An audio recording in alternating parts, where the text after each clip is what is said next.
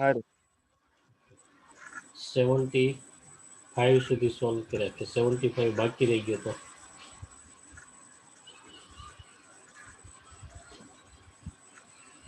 75 બાકી હતું.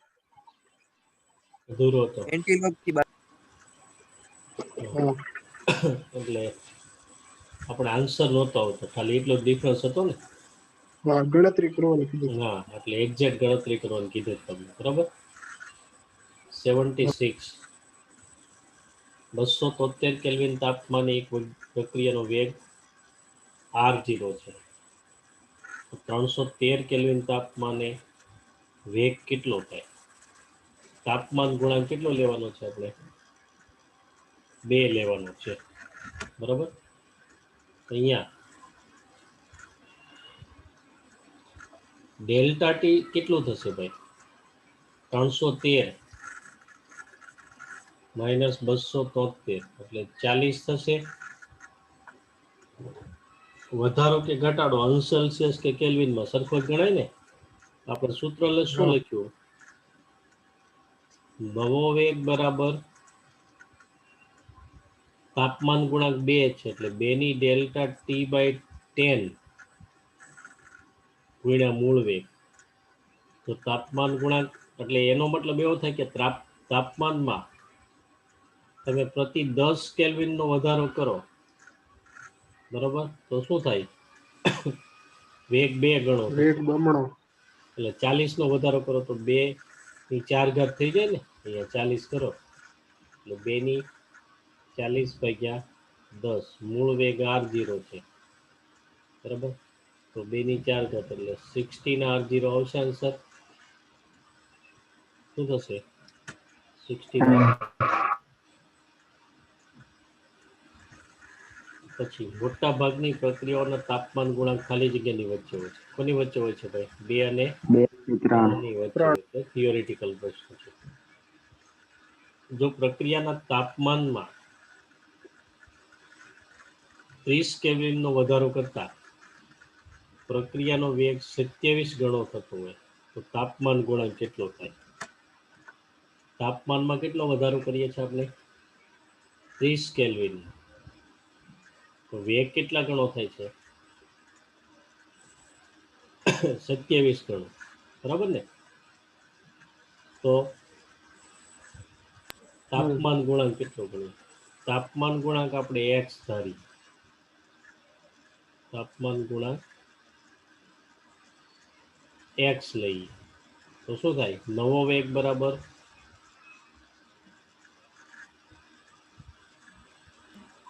x ની ડેલ્ટા ટી બાય 10 x ની હમણાં સૂત્ર લખ્યું ને, x ની ડેલ્ટા ટી બાય 10 ગુણ્યા મૂળ વેગ. આમ થાય. નવો વેગ મૂળ વેગના કેટલા ગણો છે? 27 ગણો. એટલે 27 ગુણ્યા મૂળ વેગ બરાબર x ની 30 ના છેદમાં 10 લખાય ને, ગુણ્યા મૂળ વેગ, બરાબર. મૂળ વેગ કેન્સલ સમસમેથી.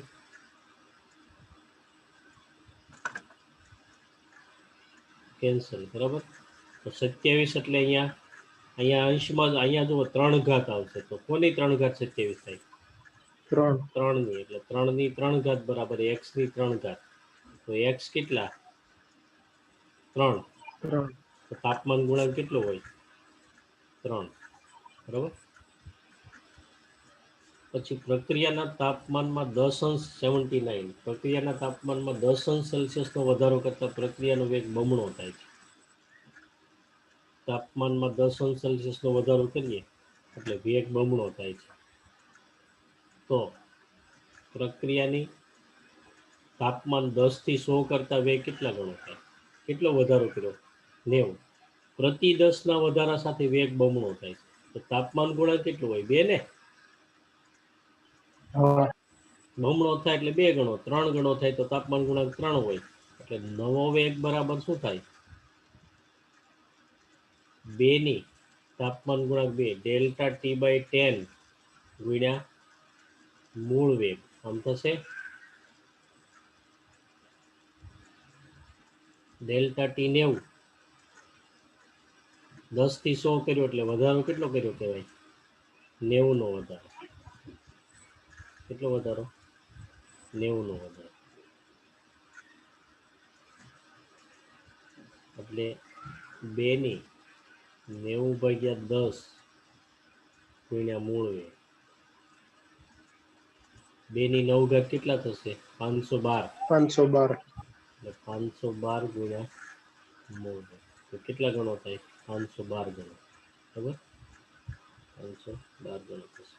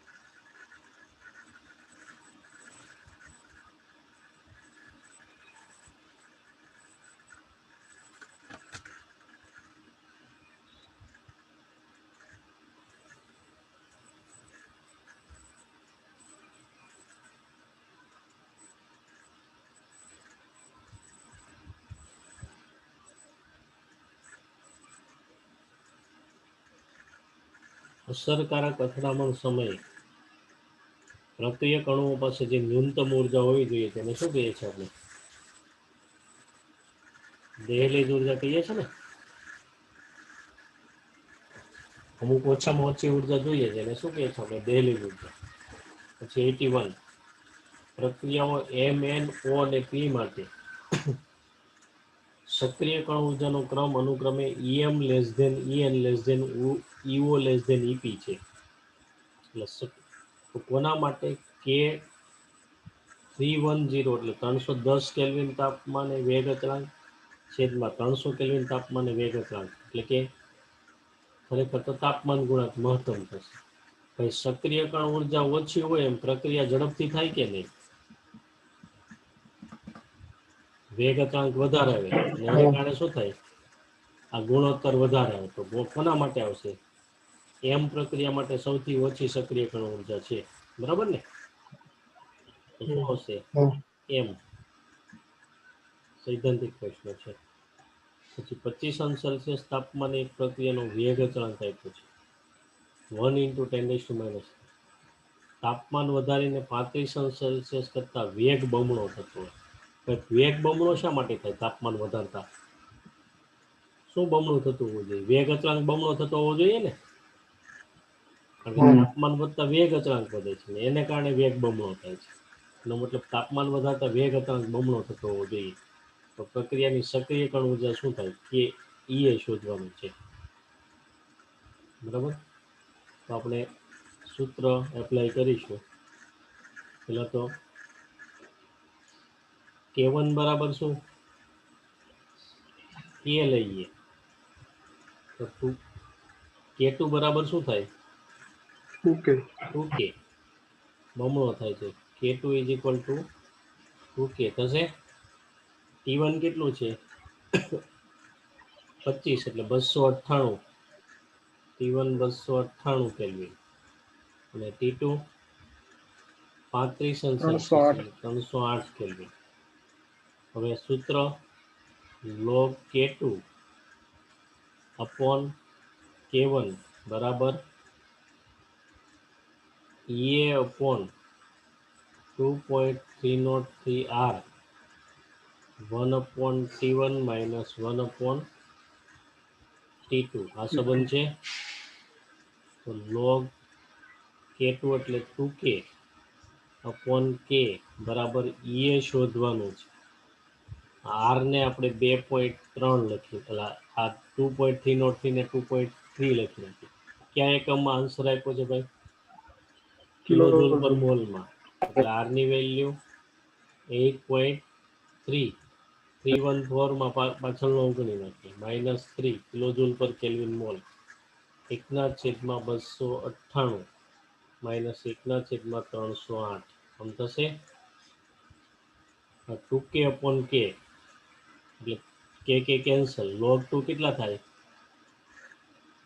0.3010 ને 35 બરાબર ઈએ આનો ગુણાકાર એપ્રોક્સિમેટલી કેટલો લઈ લેવાનો 19 19 એટલે 19 ગુણ્યા 10 ની માઇનસ 3 અહીંયા 10 298 ગુણ્યા 308 બરાબર તો ઈએ ને સૂત્રનું કરતા બનાવો હવે ઈએ બરાબર શું થશે ઈએ બરાબર સામે જાય 0.3010 0.3 ગુણ્યા 19 ગુણ્યા 10 ની માઇનસ 3 ગુણ્યા 298 ગુણ્યા 308 છેદમાં 10 હવે અંદાજ આવી જાય તો 10 ની માઇનસ 3 કાઢી નાખ્યું હોય તો અહીંયા 2.98 લખો ને અહીંયા 3.08 લખો પછી પાછું છેદમાં 10 છે એટલે ફાઇનલ સોલ્યુશન લખીએ તો આમ લખાય 0.3 ગુણ્યા 19 ગુણ્યા 2.98 ગુણ્યા 3.08 2.98 ની 3 માની લો 3.08 ની 3 માની લો 3 તેરી 9 બરોબર 19 9 99 4 પોઈન્ટ નો કાપી કે નીચેના 10 10 તે 4 કાપ્યા ને 2 અહીંયા 2 અહીંયા બરોબર ને 298 માં 2 308 માં 2 આને 3 માની લો આને 3 માની લો 3 તેરી 9 9 તેરી 27 એટલે 2.7 એટલે 3 ની નજીક 19 તેરી 57 57 ની નજીકનો આન્સર કયો આપ્યો છે એક જ આપ્યો છે કયો 53 બરાબર ને ખ્યાલ આવી ગયો હા પછી 83 ટી કેલ્વિન તાપમાને એક પ્રક્રિયાનો વેગ અચળાંક એ 2t કેલ્વિન તાપમાને વેગ અચળાંકના કરતા 10મા ભાગનો છે તો પ્રક્રિયાની સક્રિયકરણ ઉર્જા કેટલી થાય આર ને ટી ની કિંમત આપણે મૂકવાની નથી આર ની કિંમત મૂકવાની નથી એમને આરના સ્વરૂપમાં જ આન્સર રાખવાનો છે બરાબર 83 શું આપ્યું છે ભાઈ T1 ટી અને T2 2t લઈએ તો ટી કેલ્વિન તાપમાને વેગ અચળાંક 2t કેલ્વિન તાપમાને વેગ અચળાંક કરતા 10મા ભાગનો છે એનો મતલબ શું થાય ટી કેલ્વિન તાપમાને વેગ અચળાંક હોય એના કરતા 2t કેલ્વિન તાપમાને વેગ અચળાંક 10 ગણો થાય એટલે કરતા બરોબર ને એટલે K2 બરાબર શું થાય 10k લખાય K1 બરાબર k લખીએ આના કરતા 10મા ભાગનો છે એટલે આના કરતા 10 ગણો થાય બરાબર ને હવે log K2 upon K1 બરાબર E upon 2.303 R 1 upon T1 minus 1 upon T2 તો સૂત્ર છે આ શું છે K2 10k upon k બરાબર ને એ કેટલું છે એ શોધવાનું R પણ એમનેમ રાખવાનું છે અને 2.3 લખી નાખ્યું R 1 upon t minus 1 upon 2t તો લસા કેટલો આવશે ભાઈ 2t ને આ k કેન્સલ k કેન્સલ એટલે log 10 કેટલું થઈ જાય 1 1 બરાબર એ upon 2.3 r અહીંયા લસા 2t આવે તો અહીંયા 2 વડે ગુણવું પડે 2 minus 1 એટલે 1 આવશે બરાબર તો શું થશે સામે ગુણાઈ જશે 4.6 થઈ જશે ને આ બેનો ગુણાકાર એટલે એ બરાબર શું થશે એ બરાબર 4.6 RT. 4.6 RT આવશે એટલે એ આન્સર. ત્યાર પછી 84 તાપમાન સાથે પ્રક્રિયાનો વેગ અચળાંક એ નીચેના સમીકરણ મુજબ બદલાય છે. log k બરાબર કોન્સ્ટન્ટ માઇનસ e/2.303 જો log k વર્સિસ 1/t નો આલેખ -5632 જેટલો ઢાળ ધરાવતી સીધી રેખા મળે તો પ્રક્રિયાની સક્રિયકરણ ઊર્જા. બોલો.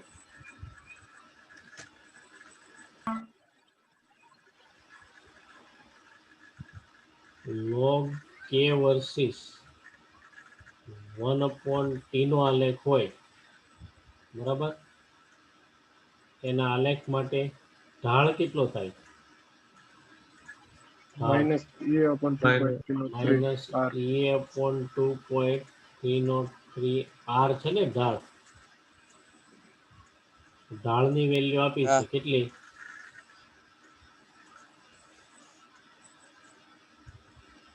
-5632.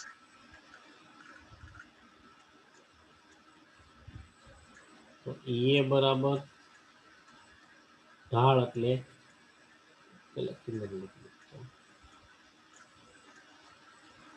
-5632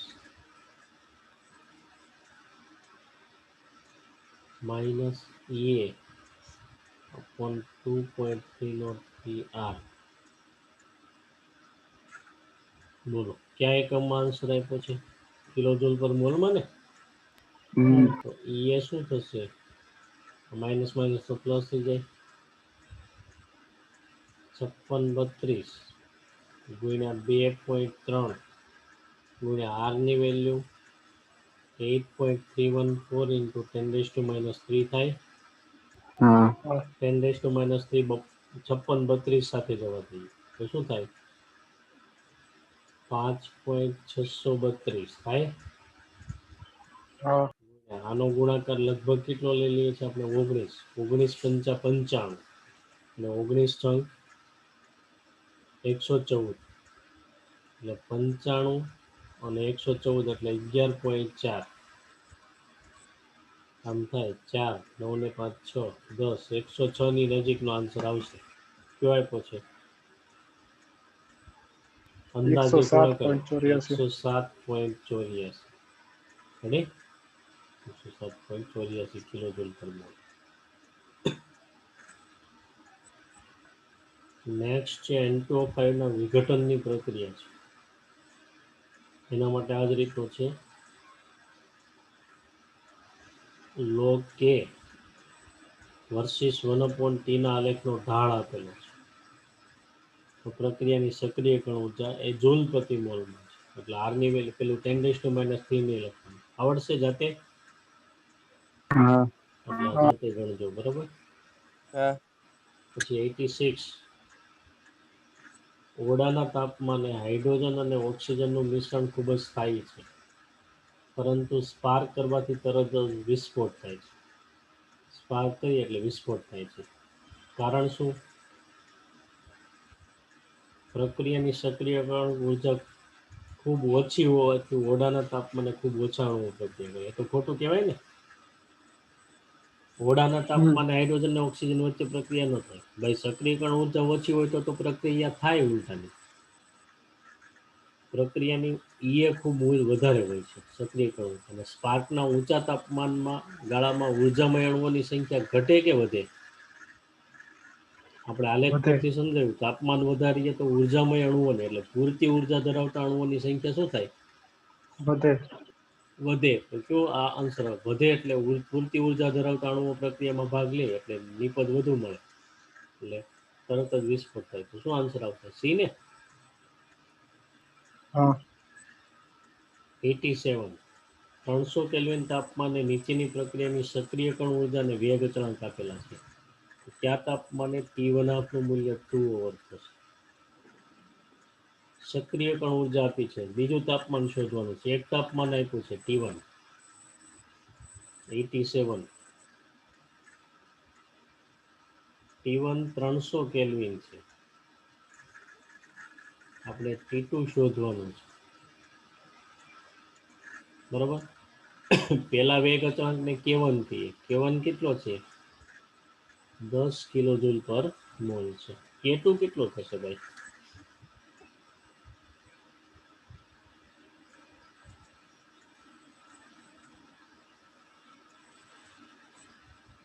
નહીં, સક્રિય કણ ઉર્જા 10 છે. વેગ અચળાંક તો કેટલો છે? 2.4. K1 કેટલો આપ્યો છે? 2.4 ગુણ્યા 10⁻5 સેકન્ડ ઇન્વર્સ. K2 કેટલું થશે? પ્રથમ ક્રમની પ્રક્રિયા છે ને, અર્ધાયુષ્ય સમય આપો છે, બરાબર ને. આપણને T1 આપણું બોલે 2 અવર, એટલે 2 ગુણ્યા 3600 સેકન્ડ, કારણ કે આ સેકન્ડ ઇન્વર્સમાં આપ્યું છે, એટલે આ સેકન્ડ ઇન્વર્સમાં લેવું. શું આવશે ભાઈ? 3600 એટલે 7200, બરાબર ને. એટલે 69.3 ગુણ્યા 10⁻2 છેદમાં 7200 છે, એને 7.2 ગુણ્યા 10⁻³ લખાય ને, એટલે 693/72. પેલા તો 6 એ ભાગ ચાલશે, 12 × 72, અને 6 ના 6 એ નહીં ચાલે, પણ 3 એ ચાલશે.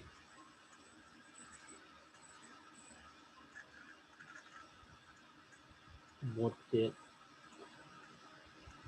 24 × 72, આમ તો આખો ભાગ જ ઉડી જશે ને. અહીંયા 3 એ ચાલીએ તો 3 × 6, બરાબર. પછી 3 × 9, 231. હવે કેટલા આવશે?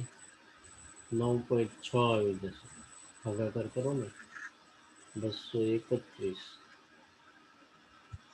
ભાગ્યા 24, 9 ભાગ ચાલશે.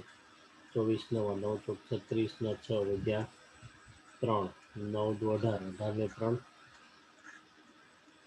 21. કેટલા વધશે? 31 માંથી 16 જાય, 10 ને 11 5, બરાબર. અને અહીંયા 2 1 15 વધે ને, 24 ચંક 20 ચંક 120 ને 4 ચંક 24, એટલે લગભગ 9.6 જેટલો આવી જશે, બરાબર. એટલે આને લખીએ આપણે 9.6 × 10⁻³ 10⁻5 થઈ જશે K2. સક્રિય કણ ઉર્જા આપેલી છે, T2 શોધવાનું છે. બોલો, log K2/K1 સૂત્ર એપ્લાય કરીએ. log K2/K1 બરાબર EA/2.303 R 1/T1 - 1/T2. સાદું રૂપ આપવું પડશે અહીંયા તમારે, બરાબર. આ વેલ્યુ એપ્લાય કરીએ અહીંયા.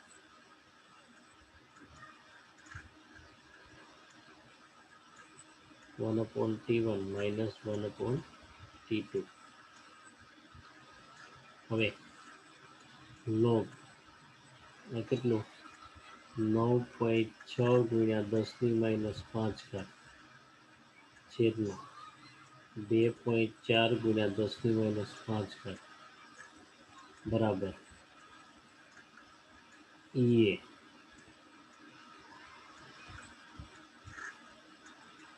EA કેટલું આપ્યું છે? 10 ને. બોલો, શેમાં આપ્યું છે? એ ક્યાં એકમમાં? 10 કિલોજૂલ પર મોલ. 10 છેદમાં, તો R ની વેલ્યુ કિલોજૂલ પર કેલ્વિન મોલમાં 8.3 × 10⁻3. 8.3 રન કરે છે.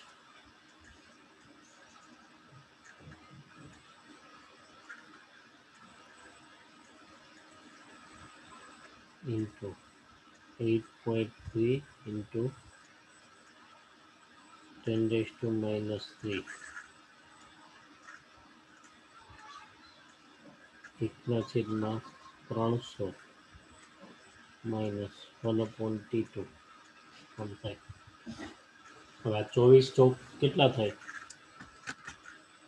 96 ને, 24 ચોક 96, બરાબર.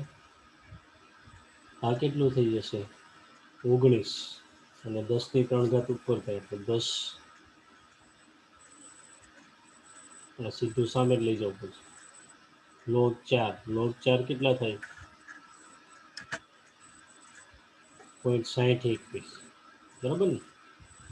0.6 ગુણ્યા 19 છેદમાં 10 ની 4 ઘાત અથવા 10,000.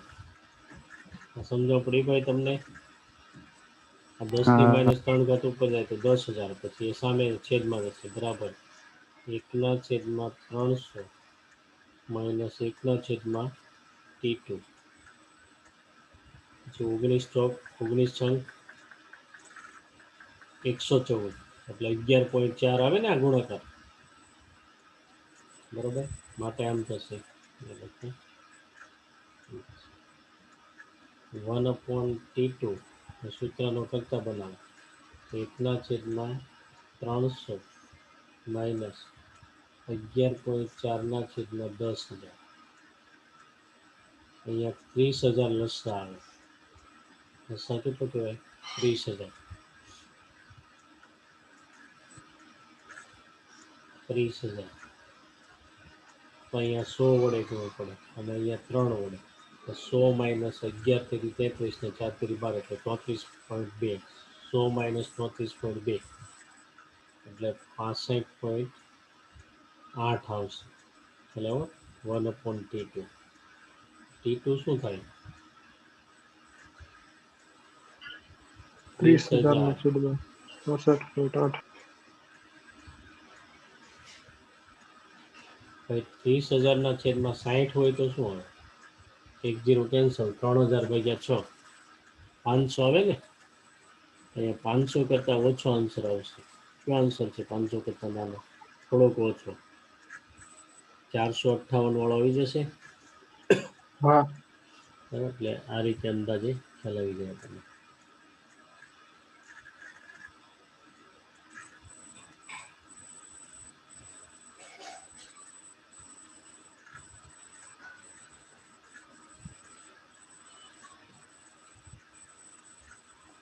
આગળ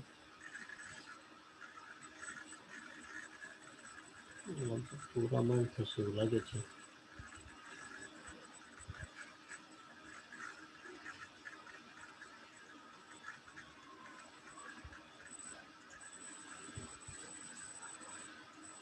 રીજોઈન થજો પાછા. હા.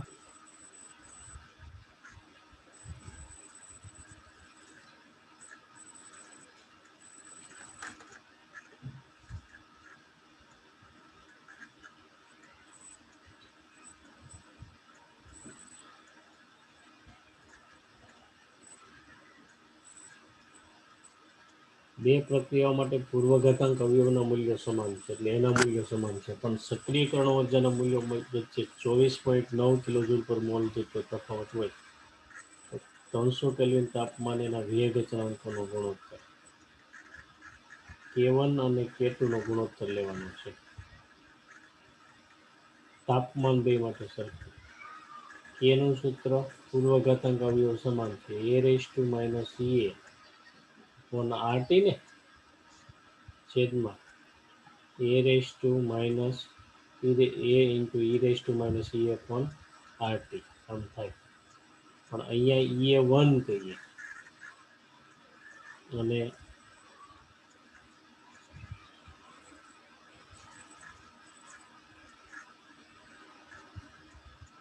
E1 અને અહીંયા E2 આમ કહીએ. પૂર્વઘાતાંક અવયવ સમાન છે, તો એ કેન્સલ. K2/K1 શું આવે? e raised to EA2 minus EA1 upon RT. આમ થાય હા અંશમાં જાય બરોબર, એટલે ઘાત ધન થઈ જાય, પછી આરટી લસા લઈ લો, આમ થઈ જાય EA2 minus EA1 upon RT થાય બરાબર. હવે તો અહીંયા આપણે ln લઈએ પહેલા, કારણ કે લોગ લેવો જ પડશે. K1 upon K2 છે, સોરી. અને આ તફાવત તમારે એટલું યાદ રાખવાનું છે, EA2 minus EA1 24.8 છે, અહીંયા K1 upon K2 છે. તો ln K1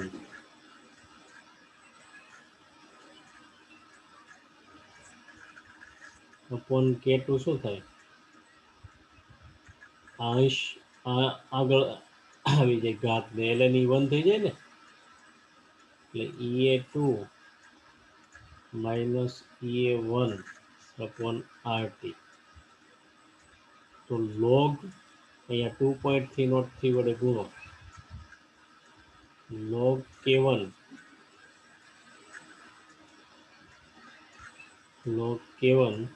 upon K2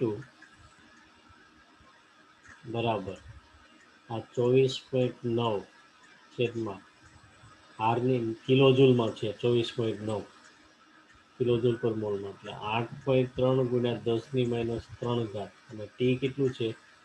300. જો આ ત્રણેય ભાગ ચાલી જાય,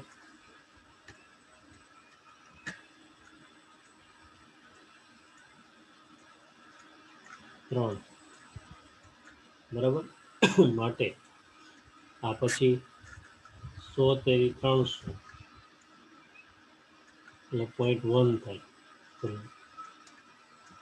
log K1 upon K2 શું થાય?